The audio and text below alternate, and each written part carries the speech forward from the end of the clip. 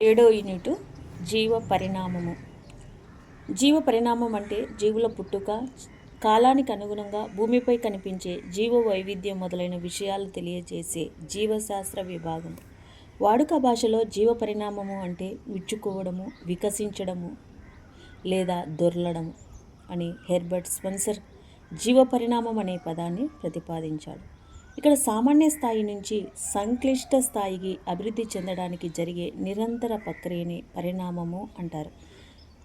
Theodosius డబ్జాన్స్కీ ప్రకారము పరిణామము దృక్పథం లేని జీవశాస్త్రం తగిన పరిజ్ఞానాన్ని అందింపజాలదు అని అంటున్నారు.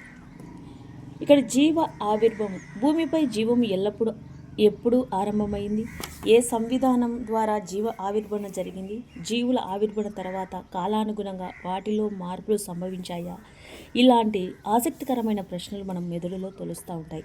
జీవ పరిణామాన్ని వివరించేందుకు అనేక సిద్ధాంతాలు ప్రతిపాదించబడ్డాయి. కొన్నిటిని కింద వివరించడం జరిగింది. వీటిలో చాలా వాటికి చారిత్రక ప్రాముఖ్యత మాత్రమే ఉంది. ఇక్కడ వీటిలో మనకు జీవ పరిణామ సిద్ధాంతాలు, అనేకమైనటువంటి జీవ పరిణామ సిద్ధాంతాల్లో కొన్ని జీవ పరిణామ సిద్ధాంతాల గురించి తెలుసుకుందాం. ఇక్కడ ప్రత్యేక సృష్టి సిద్ధాంతం. ఈ ప్రత్యేక సృష్టి సిద్ధాంతంలో భూమిపై ఉన్న జీవులని దైవశక్తి వల్ల సృష్టించబడ్డాయి అని ఈ సిద్ధాంతం తెలుపుతుంది. ఇది పూర్తిగా మతపరమైనటువంటి నమ్మకం. కాస్మోజాయిక్ సిద్ధాంతము లేదా పాస్మరియం సిద్ధాంతం.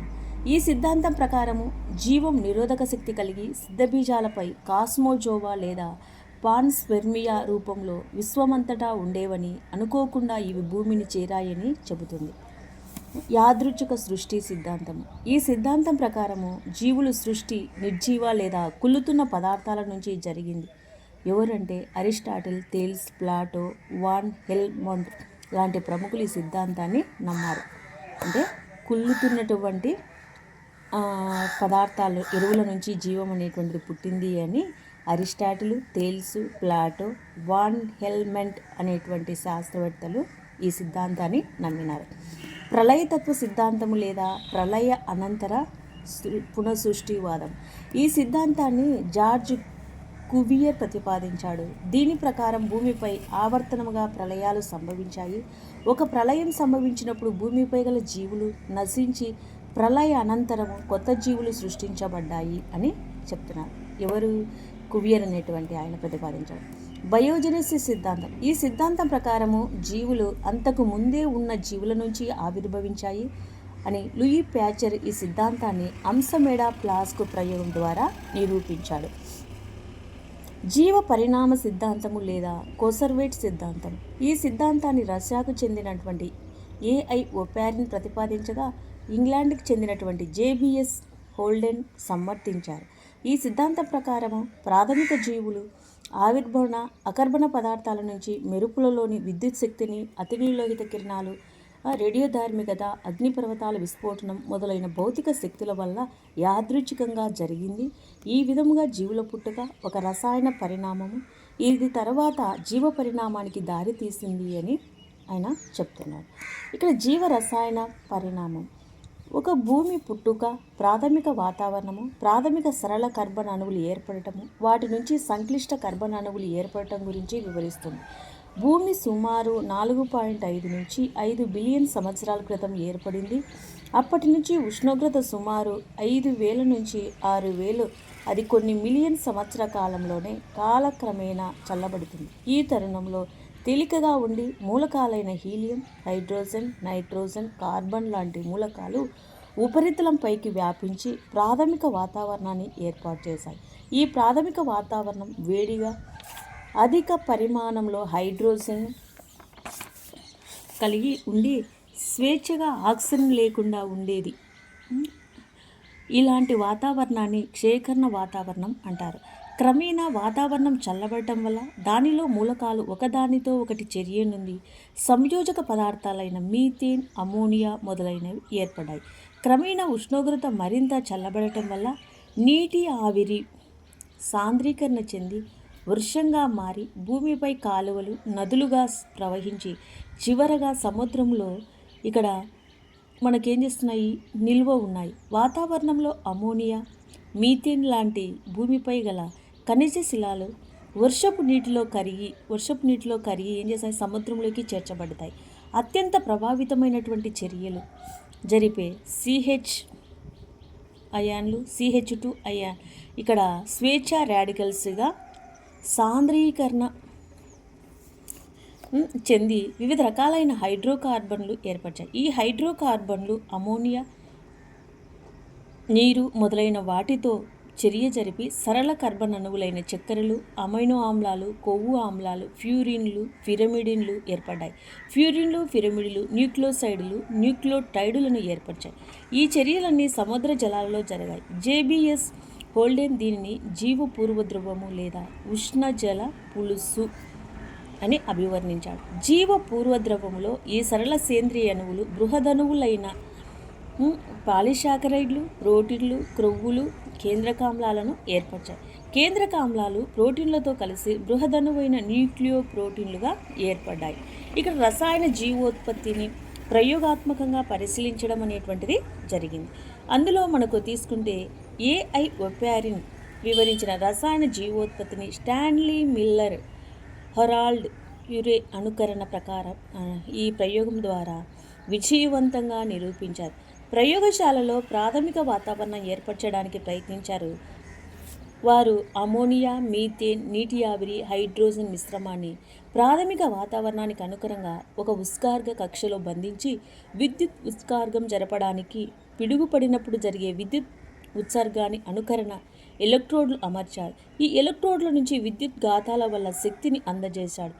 విద్యుత్ ఉత్సర్గ కక్ష అంటే గాజు గది లేదా ఫ్లాస్కును ఒకవైపు మరుగుతున్న నీటిని కలిగిన గదిలోకి మరొక వైపు ద్రావీకరణ అంటే హోల్డెన్ ద్రవము లేదా వర్షపు నీటి అనుకరణ సంగ్రహణ నాళికా భాగానికి కలపారు.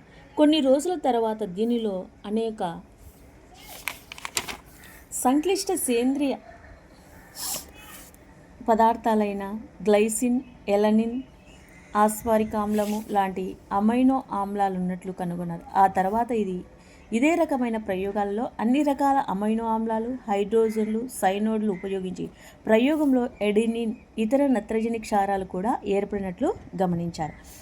ప్రాథమిక జీవకణ ఆవిర్భావం దీనిలో 2 రకాలు వివరించడం జరిగింది. ఒకటి జీవపూర్వ నిర్మాణాలు లేదా ప్రోటోబ్రయంట్లు ఏర్పడటం. జీవపూర్వ నిర్మాణం నుంచి జీవకణాలు ఏర్పడటం. జీవపూర్వ నిర్మాణము లేదా ప్రోటోబయంట్లు ఏర్పడటంలో అణువుల మధ్య గల ఆకర్షణ బలాల వల్ల సంక్లిష్ట సేంద్రియ అణువుల నుంచి కొల్లాయిడల్ సమూహాలైన కోఎసర్వేట్లు, బుడగల్లాంటి బిందువులు ఏర్పడ్డాయి. కొన్ని రకాల రసాయన వ్యవస్థీకరణలు స్వేచ్ఛాజన్యువుల వల్ల ఇవి పరిసరాల నుంచి అణువులను గ్రహించి సామర్థ్యాన్ని పొందాయి. ఆ తర్వాత ఇవి కొవ్వు త్వచాలు ఏర్పరచుకుని వీటిలో కొన్ని ప్రోటీన్లు, ఎంజైమ్ లక్షణాలను సంతరించుకోవడం వల్ల అణువులు త్వరగా గుణీకృతం కావడం మొదలైంది. జీవులు ఏర్పడటం జీవపూర్వ చిక్కటి ద్రవము నుంచి స్వేచ్ఛాజీవులు కర్బన పదార్థాలుగా శోషించడం మొదలెట్టి అవాయు పరపోషక జీవులుగా 3 లేదా 4 బిలియన్ సంవత్సరాల క్రితమే పరిణామము చెందాయి. ఇవి కర్బన పదార్థాల నుంచి కిణ్వన ప్రక్రియ ద్వారా ఉత్పత్తి చేయబడిన శక్తిని వినియోగించుకునేవి. ప్రథమ జీవులలో 1 లేదా 2 DNA అణువులు ఉన్న న్యూక్లియో ప్రోటీన్ల ముద్దలుండి కేంద్రక పూర్వజీవులను పోలి ఉండేవి. పరిణామ క్రమంలో ప్రాథమిక ప్రోక్యారియట్లు అంటే కేంద్రక పూర్వజీవులు పిండి పదార్థాల సంశ్లేషణలో ఉత్ప్రేరకంగా పనిచేసే ఎంజైములు పొందాయి. ఈ విధంగా అధిక ఉష్ణోగ్రతను తట్టుకొని ప్రాథమిక రసాయన స్వయం పోషకాలు ఐరన్, సల్ఫర్ బ్యాక్టీరియా ఏర్పడ్డాయి. ఇవి కార్బన్ డయాక్సైడ్ను గ్రహించి రసాయన శక్తిని వినియోగించుకొని కార్బోహైడ్రేట్లు అంటే పిండి పదార్థాలు, చక్కెరను సంశ్లేషించుకునేవి. కొన్ని బ్యాక్టీరియాలు అంటే పర్పుల్ గ్రీన్ సల్ఫర్ బ్యాక్టీరియా సముద్ర జలములోని మెగ్నీషియం పోర్ఫైరిన్ల నుంచి బ్యాక్టీరియల పత్రహరితాన్ని సంశ్లేషణ గావించాయి.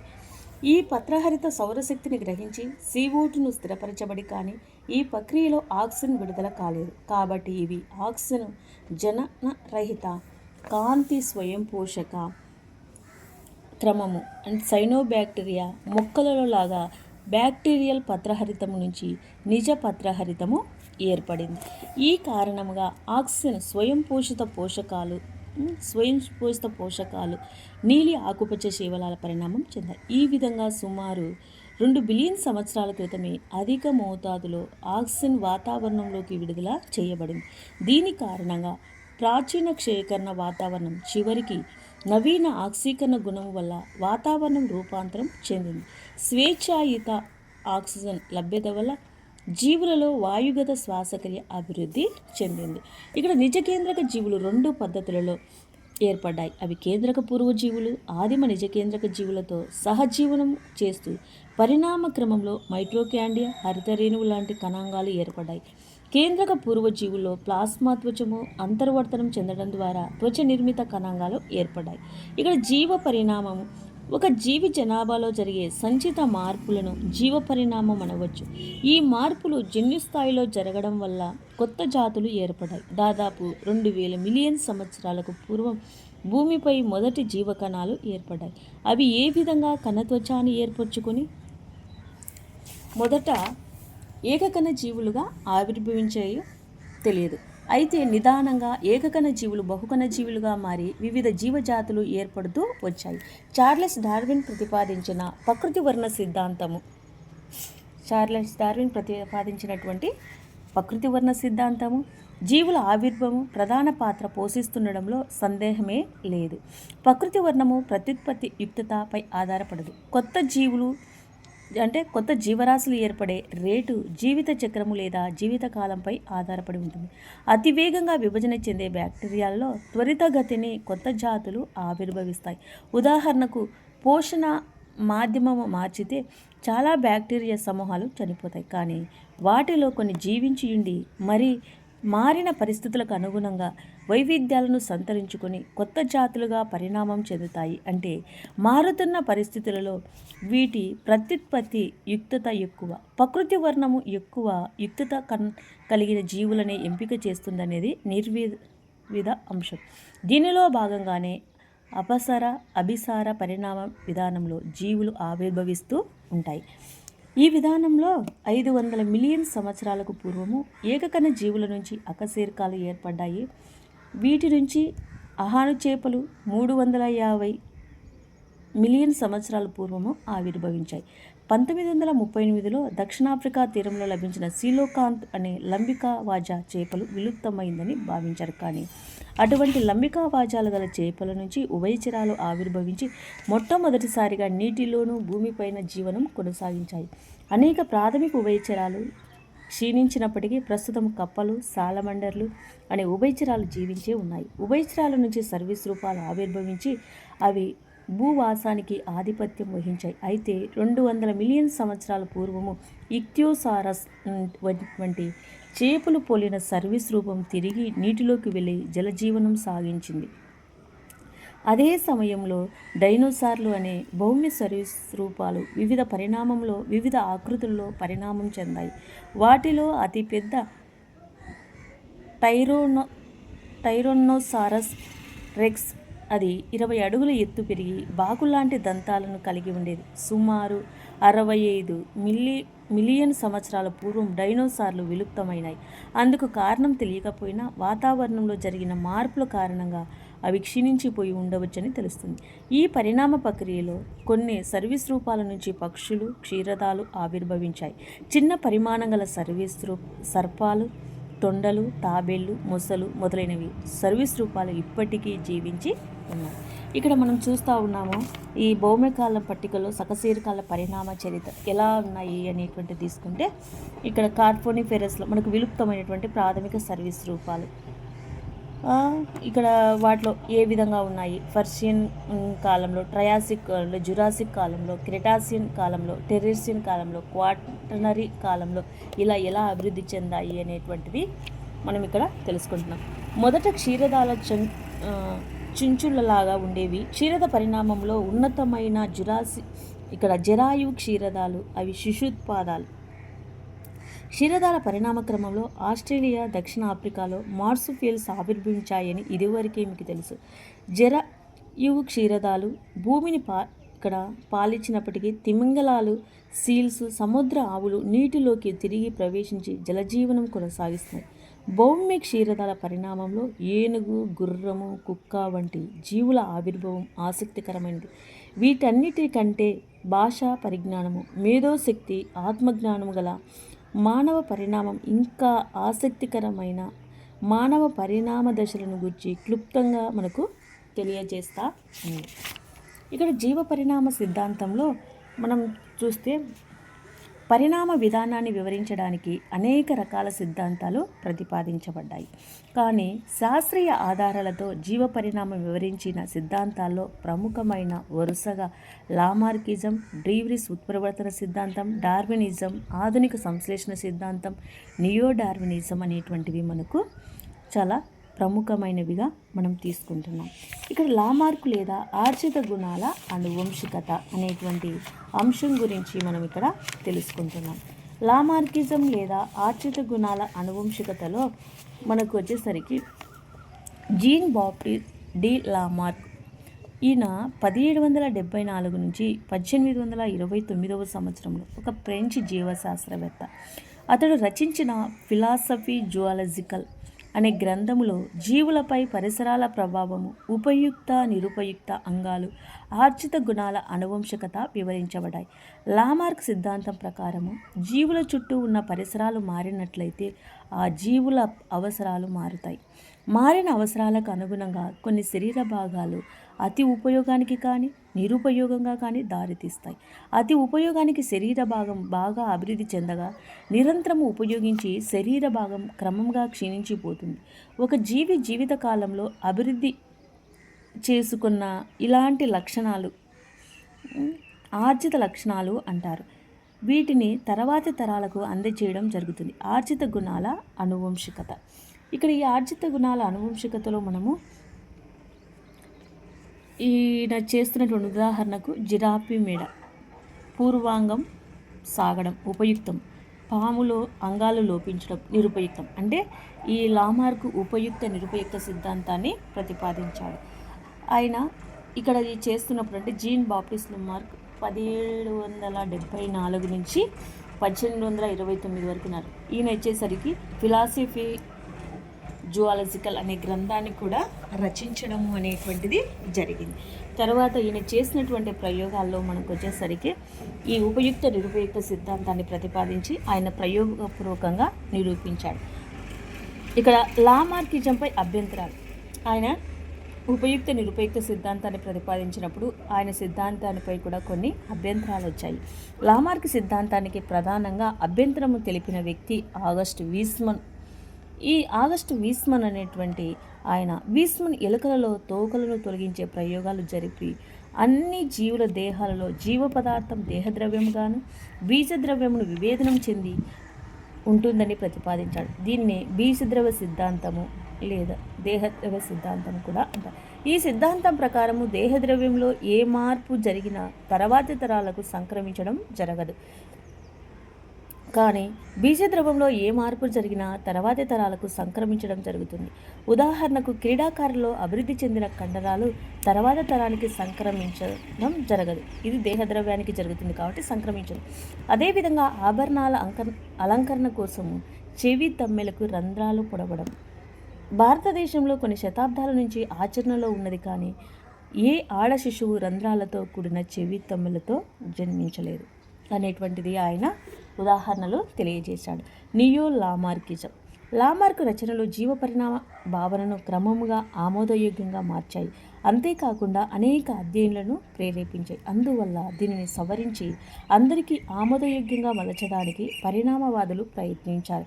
లామార్క్ అనుచరులలో నియో లామార్కిస్టులలో కోఫ్, ఆస్బార్న్, పకార్డ్, స్పెన్సర్ మొదలైన వారు లామార్క్ సిద్ధాంతాన్ని మరిన్ని శాస్త్రీయ ఆధారాలతో వివరించడానికి ప్రయత్నించారు. ఎవరెవరు అంటే లామార్క్ నియో డార్వినిజాన్ని అనుసరించినటువంటి వాళ్ళు కోఫ్, ఆస్బార్న్, పకార్డ్, స్పెన్సర్ మొదలైన వారు లామార్క్ సిద్ధాంతాన్ని ఏం చేస్తున్నారు, శాస్త్రీయ ఆధారాలతో వివరించడానికి ప్రయత్నించారు. వీరంతా అనుకూలాలను వ్యాప్తము అని భావించారు. జీవుల పరిణామ మార్పులకు అనుగుణంగా కొత్త శరీర భాగాలు ఏర్పరచుకుంటాయి. వీరి వాదన ప్రకారము ఇక్కడ వాదన ప్రకారం శరీర కణాలపై ప్రభావం చూపే బాహ్య ప్రేరణ కారణంగా దేహ కణాలు కొన్ని స్రావాలు స్రవిస్తాయి. ఆ స్రావాలు రక్తం ద్వారా లంగి కణాలకు చేరుతాయి. తద్వారా ఏర్పడిన వైవిధ్యాలు తర్వాత తరములోని జీవులకు అనువంశిక ద్వారా అందజేయడం జరుగుతుంది. పాల్ కామారర్ అనే శాస్త్రవేత్త గుహలలో నివసించే సాల్మండరైన ప్రోటియస్ అంగ్వినస్ను సూర్యకాంతితో కొంతకాలం ఉంచినప్పుడు సాధారణ నేత్రాలు, చర్మ వర్ణకం ఏర్పడినట్లు గమనించాడు. ఈ దైహిక లక్షణం తర్వాత తరానికి అందజేయబడింది అని ఆయన చెప్తున్నాడు. ఎవరు అంటే పాల్ కామారర్. డార్వినిజం. జీవ పరిణామ సిద్ధాంతాన్ని చార్లెస్ రాబర్ట్ డార్విన్ అనే ప్రకృతి శాస్త్రవేత్త 1809 నుంచి 1882 వరకు ప్రతిపాదించాడు. ఈ బ్రిటిష్ ప్రభుత్వము ప్రపంచ సర్వే నౌక HMS బిగిల్ అనే నౌకను 5 సంవత్సరాలు సముద్రయానం చేస్తూ అనేక ద్వీపాలు, ఖండాలు, వృక్ష జంతుజాలాన్ని శోధించాడు. ఈ శాస్త్రవేత్త 3 ప్రచురణల వల్ల ప్రభావితుడయ్యాడు. అవి థామస్ మాల్థూస్ రచించిన NS on the principle of population అనేటువంటి దీని ప్రకారం జనాభా గుణశ్రేణిలో వృద్ధి చెందుతుంది అని, కానీ వాటి ఆహార అవసరాలు మాత్రము అంక శ్రేణిలో పెరుగుతుంది అని తెలియజేశారు. రెండవది సర్ చార్లెస్ లయోల్ రచించిన గ్రంథం ప్రిన్సిపల్ ఆఫ్ జియాలజీ. తర్వాత నెమ్మదిగా క్రమానుగతంగా మారడము, భూమిపై ప్రస్తుత కాలపు ప్రాథమిక సూత్రాలు పురాతన కాలం నుంచి ఉన్నాయన్నది చెప్పడం జరిగింది. అదేవిధంగా ఆల్ఫ్రెడ్ వాలన్ రచించిన వ్యాసము on the tendency of varieties of depart from original types, ఈ మూల రకము నుంచి విడిపోయే ఉన్మకత్వం ప్రదర్శించే రకాలు కూడా డార్విన్ సిద్ధాంతానికి ప్రేరణ అయింది. డార్విన్ తన సిద్ధాంతాన్ని ప్రకృతి వర్ణం ద్వారా జాతుల ఆవిర్భవన అనే గ్రంథంలో ప్రచురించాడు. డార్విన్ వచ్చేసరికి ఆయన ప్రయాణం చేస్తున్నటువంటి ఆ నౌకాయానంలో ఉన్నప్పుడు కొన్ని గ్రంథాలు చదువుతూ ఆ 3 వ్యక్తుల యొక్క గ్రంథాలతో ప్రభావితుడయ్యాడు. ఎవరు అనేటువంటి థామస్ మాల్థూస్, సర్ చార్లెస్ లయోల్, తర్వాత ఆల్ఫ్రెడ్ రసల్స్, ఈ 3 రచించినటువంటి గ్రంథాలు, వాటి ద్వారా అతను ప్రభావితుడయ్యాడు. ఇక్కడ డార్విన్ ప్రకృతి వర్ణ సిద్ధాంతము పరిణామం అంటే ఏమిటో ఖచ్చితంగా వివరించలేదు, కానీ ప్రకృతిలో పరిణామం ఏ విధంగా సంభవిస్తుందో వివరిస్తుంది. జీవ పరిణామము హఠాత్తుగా కాకుండా క్రమేణా జరిగే జీవక్రియ అని నమ్మాడు. డార్విన్ ప్రకృతి వర్ణ సిద్ధాంతము అనేక వాస్తవాలపై, పరిశీలనపై, అనుమితులపై ఆధారపడి ఉంటుంది. వాటిని కూడా మనము తెలుసుకుందాం. అధికోత్పత్తి. ఈ అధికోత్పత్తి అనేటువంటిది ఏ విధంగా ఉంది అనేటువంటిది మనం తీసుకుంటే, ఇక్కడ వీటిలో అధికోత్పత్తి లేదా అధిక పాలనా శక్తి. ప్రతి జీవి తన జనాభాను అత్యధిక ప్రమాణంలో పెంచుకుంటుంది. ఉదాహరణకు పారామీసియంలో రోజుకు 3 లేదా 4 సార్లు ద్విధావిచ్ఛి ద్వారా విభజన చెందుతుంది. ఈ రేటు ప్రకారం 9,000 అంటే సంవత్సరాల తరము వాటికి ఏర్పడిన పిల్ల పారామీషియాలు జీవ పదార్థ పరిణామం భూమి కంటే ఇక్కడ ఏమవుతుంది 10,000 రెట్లు ఎక్కువగా ఉంటుంది. ఒక ఋతువులో సాల్మన్ చేప 28 మిలియన్ల గుడ్లను, సముద్ర నక్షత్రము 1 మిలియన్ గుడ్లను పెడతాయి. అన్ని గుడ్ల నుంచి డింబకాలు ఏర్పడి ప్రత్యుత్పత్తి జరిపినట్లయితే కొన్ని తరాలలోనే అన్ని సముద్రాలు ఈ జీవులతోనే నిండిపోతాయి. అతి నెమ్మదిగా ప్రత్యుత్పత్తి జరిపే ఏనుగు కూడా ఎలాంటి అదుపు లేకుండా పోతే 800 సంవత్సరాల తర్వాత 19 మిలియన్ సంతానాన్ని కలిగి ఉంటుంది. జనాభాలో స్థిరత్వం. ప్రకృతిలో అధికోత్పత్తి ఉన్నప్పటికీ ఏ జాతి జనాభా కూడా అసహజమైన రీతిలో అత్యధికంగా పెరగడం లేదు. కారణము పిల్ల జీవులు ప్రత్యుత్పత్తి దశకు చేరుకోనిలోపే పెద్ద సంఖ్యలో మరణిస్తాయి. ఎందుకు అంటే జనాభా పెరిగే పద్ధతిలో ఆ జనాభాకు కావలసిన నిష్పత్తిలో ఆహారము, ఇతర సౌకర్యాలు పెరగడం లేదు. కాబట్టి ప్రతి జాతి జనాభా ఇంచుమించు స్థిరంగానే ఉంటుంది. మనుగడ కోసం పోరాటం. ఆహారం పరిమితంగా ఉండడం వల్ల జనాభాలో జీవుల మధ్య తీవ్రమైన పోటీ ఏర్పడుతుంది. దీనిని డార్విన్ మనుగడ కోసం పోరాటము అని అభివర్ణించాడు. అవి 3 రకాలు: జాత్యంతర పోరాటము లేదా సజాతి సంఘర్షణ. ఒకే జాతిలో జీవుల మధ్య జరిగే సంఘర్షణను జాత్యంతర పోరాటం అంటారు. ఈ పోరాటం ఆహారం, నివాసం, సంగమ భాగస్వామి కోసం ఉంటుంది. ప్రత్యుత్పత్తి రేటును ఈ పోరాటంలో అతి తీవ్రంగా అదుపులో ఉంచుతుంది. ఉదాహరణకు 2 పులుల మధ్య పోరాటము, జాతుల మధ్య పోరాటం లేదా విజాతీ సంఘర్షణ. వేరు జాతులకు చెందిన జీవుల మధ్య సంఘర్షణ జాతుల మధ్య పోరాటం లేదా విజాతీయ సంఘర్షణ అంటారు.